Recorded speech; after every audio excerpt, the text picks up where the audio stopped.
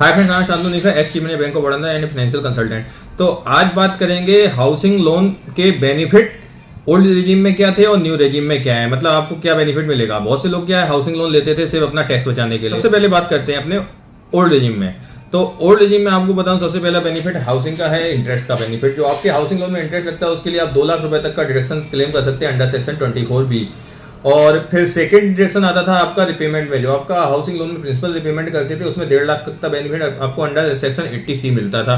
इसमें अगर आपने उसी साल में रजिस्ट्री कराई तो स्टैंप ड्यूटी वो सब भी 80C में आपको डिडक्शन मिल जाता है। और ये में जो 24B आपको डिडक्शन लेते हैं वो under income from house property में शो करते हैं, माइनस में आपका 2 लाख। और हाँ, अगर लॉस हो रहा है इनकम फ्रॉम हाउस प्रॉपर्टी की जगह लॉस फ्रॉम हाउस प्रॉपर्टी, तो वो आप कैरी फॉरवर्ड ही कर सकते। मतलब अगर आपका इंटरेस्ट पार्ट ज्यादा हो गया और आपको उसमें लॉस आया तो वो आप सब्सिक्वेंट ईयर में कैरी फॉरवर्ड भी कर सकते हैं लॉस फ्रॉम हाउस प्रॉपर्टी का। तो ये ओल्ड रेजिम में आपको हाउसिंग लोन के बेनिफिट थे। ये आपको ओल्ड रेजिम में अगर प्रॉपर्टी सेल्फ ऑक्यूपाइड है या रेंटेड, दोनों में ये बेनिफिट मिलते थे। हाँ, अगर रेंट आउट प्रॉपर्टी है तो उसमें जो रेंट आता है वो भी आपकी इनकम होती है, उसमें 30% स्टैंडर्ड डिडक्शन आपको मिलता है, उसके अलावा आप इनकम में शो करते थे, लेकिन आपको ये डिडक्शन दोनों में मिलते थे।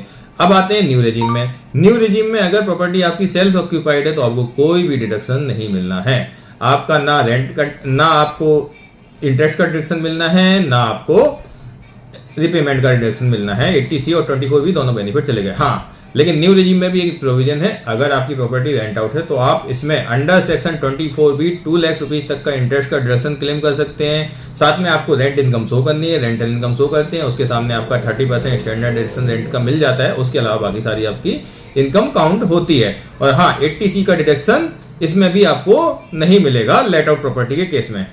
लॉस फ्रॉम हाउस प्रॉपर्टी को कैरी फॉरवर्ड करने का भी न्यू रेजिम में कोई ऑप्शन नहीं है। तो हाउसिंग लोन जो स्कीम है वो लिक्रेटिव है, ओल्ड रेजिम के लिए है। अगर आपको हाउसिंग लोन की स्कीम के साथ ओल्ड रेजिम से टैक्स कम पड़ा तो ओल्ड रेजिम में रहिए। अगर आप न्यू रेजिम में आ गए हैं तो आप लोन के अपना टैक्स, इनकम टैक्स बचाने के पर्पज से हाउसिंग लोन प्लान मत करिए, लेकिन अगर आपको एक्चुअली लेना है तो आप जरूर लीजिए। हाँ, हमारे कच कंसल्टेंसी में इनकम टैक्स लोन रिलेटेड सारी कंसल्टिंग वर्क है, तो आप मुझे भी कॉन्टेक्ट कर सकते हैं।